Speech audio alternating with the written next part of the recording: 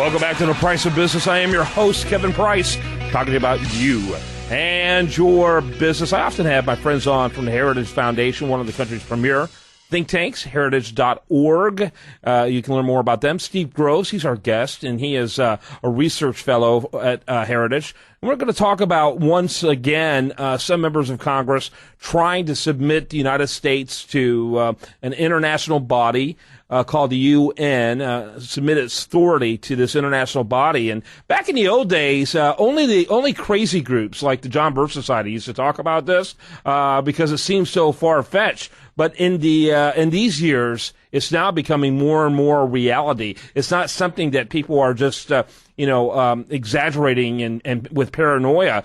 It seems like our government really doesn't understand the importance of maintaining its sovereignty, maintaining its own authority, and that somehow we need to get in line with the rest of the world. Steve Groves with Heritage is going to help us navigate through this, and specifically a proposal that's going through Congress that could have far-reaching implications when it comes to your children. Stephen, welcome to the program.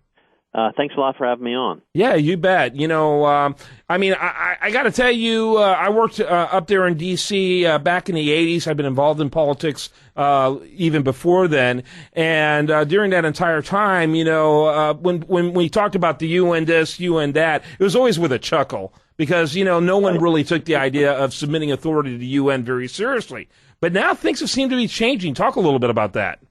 Yeah, I'm not sure what the exact cause of the change is. I mean, a lot of it, I think, has to do with the end of the Cold War. And so when you were up here during the 80s, when we were still officially, in the Cold War before the fall of the Berlin Wall, it was kind of funny that the UN was going to step in and do this or that, because internationally everything kind of broke down along the USSR line, and everything else was trivial.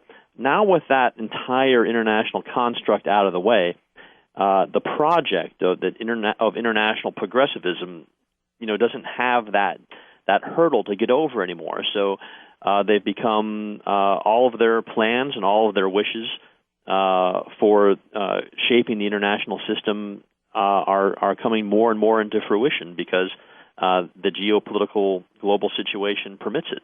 Yeah, absolutely. So, and everything's gotten very confused. The great thing about the Cold War, and one of the things I think that was great about Ronald Reagan is how he was able to really end that and change the entire geopolitical landscape without a single shot being fired.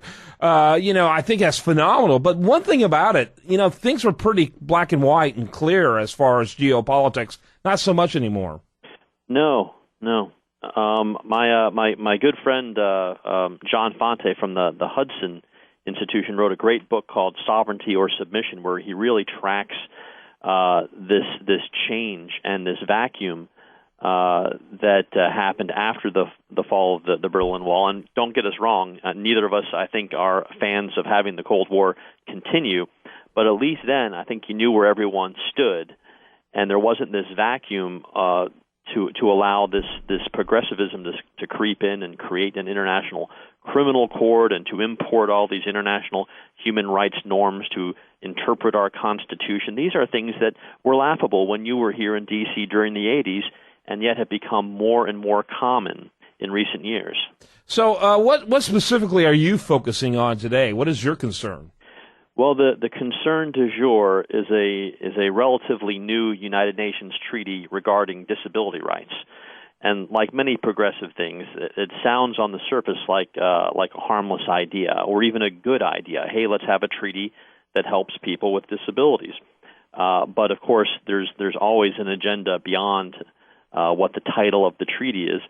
And this one is just more importing international norms about what disability means and what disability rights are in an attempt to enforce them within the United States. I think that many of your listeners that have businesses and small businesses grapple with disability issues as it is in terms of accessibility and hiring practices. And we have enough of those battles going on to hash those issues out domestically without a bunch of disability experts in Geneva, Switzerland, importing their opinions upon us, which is what would happen if we joined this particular treaty. Okay. What treaties are the United States currently a member of that come immediately to your mind? We're party to hundreds and hundreds of treaties. Many of them, the vast majority of them, are helpful, useful treaties to be engaged in. Everything from the Civil Aviation Treaty, which is a global treaty, all the way down to bilateral treaties with just one other country about double taxation of income, and everything in between, including the NATO pact, trade agreements. Lots of treaties that make sense and don't infringe on our sovereignty. It's when you get to these kind of global aspirational human rights and other treaties like the Law of the Sea Treaty and certain arms control treaties that we run afoul of the Constitution and the traditional norms and legal traditions of the United States. Yeah, and I said that, of course, recognizing that, but the problem is that those legitimate treaties end up becoming the basis of these more sinister ones. You know what I'm saying? Hey, we already have these treaties. Now this is just the next logical step to go in this arena. And the reality is that you got to look at the value and the content of each of those treaties. Yeah, each one has to be taken individually. But, if you understand them within their broader context, you see where one treaty could be, like you would say, I'd call it a gateway drug treaty. Yeah, some of these treaties probably are the geopolitical equivalent of marijuana. Right, right. Well, you tried this. Why don't you try that? And yeah. If you've tried that, what about this huge global climate change treaty? Why don't we do that one next? You didn't have a problem with this little disability treaty. Why not this massive global climate change treaty where you're going to have to put your entire economic and energy production system on its ear? Yeah, and as you pointed out, it's anything but a little disability treaty. And I'm mindful of what happened in the early 1990s under George H.W. Bush, where the Americans with Disability Act devastated small businesses absolutely everywhere. It was a classic example of big businesses lobbying Congress and saying, you know what, this Americans with Disability Act is something that businesses can do because our businesses are already doing it. Of course, they're multi-billion dollar businesses. They can afford to do it. All businesses should be required to comply with this. And it had a devastating effect on small businesses. One of the many reasons why George H.W. Bush was a one-term president. Yeah, and if you like the Americans with Disabilities Act and you're a small business, then you will love the Convention on the Rights of Persons with Disabilities because, trust me, the people in Geneva, they don't care that you've only got 10 employees. The people in Geneva, they don't care that you can't put together a reasonable accommodation in your small business or your mom and pop store because human rights don't have exceptions to them. So even some of the exceptions carved out to an attempt to protect small businesses under the ADA are going to be irrelevant to the international experts sitting over in Geneva.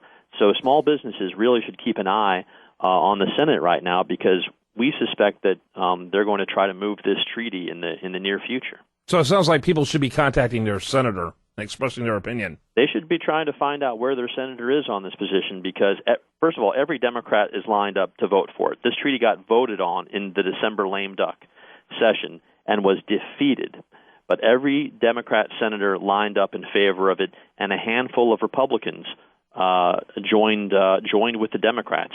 But not enough. Our framers were very smart and made treaties only come into law with a supermajority. Yeah, and that's one of the reasons why is because the House doesn't have to vote on those treaties, and so that's all the more reason why you need to be very cognizant of what that Senate looks like because it's a very dangerous situation. Hey, thanks so much for being with us. It was a pleasure. Yeah, you did a great job. Do want to remind everyone to check out heritage.org. Steve Groves is with Heritage, one of the country's premier conservative think tanks. We'll have more for you right after this on The Price of Business.